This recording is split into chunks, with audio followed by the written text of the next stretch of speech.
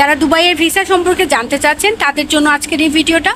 সবাই শেষ পর্যন্ত ভিডিওটি দেখবেন। আশা করছি ভিডিওটি আপনাদের অনেক উপকারে আসবে। হ্যালো এভরিওয়ান, আসসালামু আলাইকুম। আশা করছি আপনারা সবাই অনেক ভালো আছেন। আলহামদুলিল্লাহ, আমিও অনেক ভালো আছি। অনেকগুলো কমেন্ট পেয়েছি, তাই আর দেরি না করে আপনাদের সামনে ভিডিওটি নিয়ে হাজির হয়ে গেছি। তো অনেক গুরুত্বপূর্ণ একটা বিষয় নিয়ে আজকে কথা বলবো। সবাই শেষ পর্যন্ত ভিডিওটি দেখবেন। আশা করছি ভিডিওটি আপনাদের অনেক উপকারে আসবে। যারা দুবাইয়ের ভিসা সম্পর্কে জানতে চাচ্ছেন তাদের জন্য আজকের এই ভিডিওটা শেষ পর্যন্ত দেখবেন।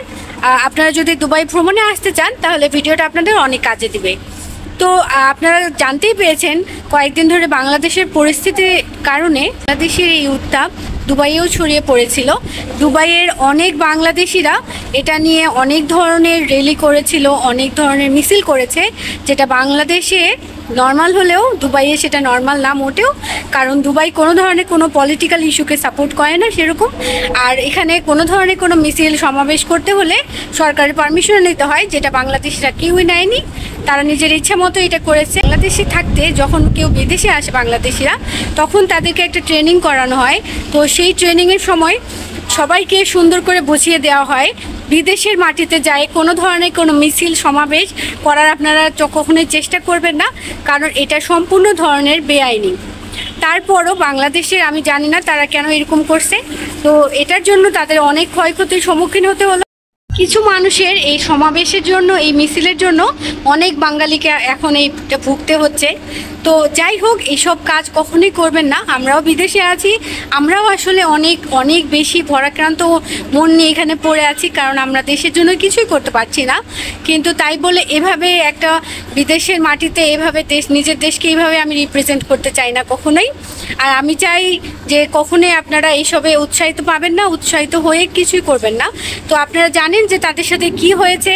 তাদের অনেককেই যাবজ্জীবন কারাদণ্ড দেওয়া হয়েছে, অনেককেই 10 বছর মেয়াদি, কাউকে 5 বছর মেয়াদি জেল দেওয়া হয়েছে। তো এটা আসলে কখনোই কারো কাম্য না। সবাই এখানে আসছে কিছু টাকা ইনকাম করার জন্য, পরিবার পরিজনদেরকে ভালো রাখার জন্য। তাহলে কিসের জন্য আমরা এইসব করতে যাব বলেন? কোনো দরকার নেই। আপনারা যে যেখানে আছেন সুস্থভাবে থাকুন, নিজের দেশের জন্য দোয়া করুন। ইনশাআল্লাহ আমাদের দেশ আবার আগের মতো সুন্দর হয়ে উঠবে, সব কিছুর সমাধান হয়ে যাবে। তো এখন আমি যে বিষয়টা নিয়ে বলতে চাচ্ছি, সবাই কমেন্ট করে জানতে চাচ্ছেন যে আপু দুবাইয়ের ভিসা কি খোলা আছে কি না।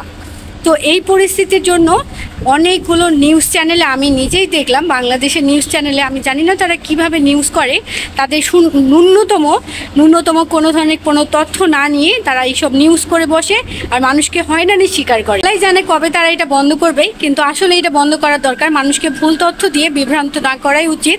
তো আমি আজকে আপনাদেরকে যে তথ্যটা দিচ্ছি, যে এইসব পরিস্থিতির পরেও দুবাই সরকার দুবাইয়ের ভিসা এখনও কোনো ধরনের কোনো বন্ধ করেনি। দুবাইয়ের ভিসা একদম খোলা রয়েছে, আপনারা যদি আসতে চান দুবাইয়ের ভিসায় আসতে পারবেন, কোনো ধরনের কোনো সমস্যা নেই।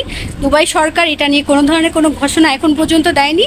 আর বাংলাদেশের নিউজ চ্যানেলরা যেসব নিউজ করতেছে সেসব একদমই তথ্যবিহীন, একদমই ভুয়া। তো সেই সবে মনোযোগ দিবেন না।